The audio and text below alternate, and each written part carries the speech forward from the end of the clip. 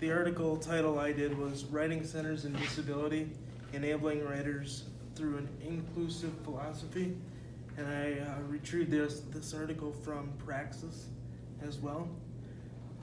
First off, the article talks about a basic definition for inclusion, and the article defines it as the opportunity for persons with a disability to participate fully in all the educational, employment, consumer, recreational, community, and domestic activities that typify everyday society. And I thought in the Writing Center, that's a perfect definition because it's a free service, and we invite anyone and everyone into the Writing Center.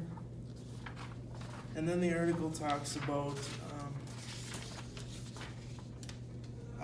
basically what disability is and how it's defined, and it comes from a societal perspective, saying that disability is no longer seen as something that a person has, but instead becomes something that is done to the person, such as being excluded or confronted by barriers. And I thought in the Writing Center, that really doesn't apply, but in the sense it does, because the barriers could be like, if the elevator isn't working in the library, how does that student get up to the 5th floor to visit us in the Writing Center? Next, it talks about the UDL approach, which is the universal design to learning.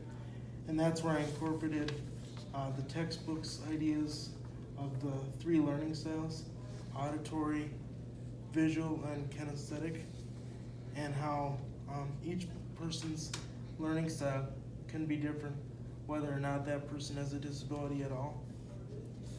And it's possible, for example, it mentions, like, if a student has a visual impairment, maybe the ratio of tutor talk to student talk will be increasingly higher, because we talked about how we want students to figure out how to make their works better.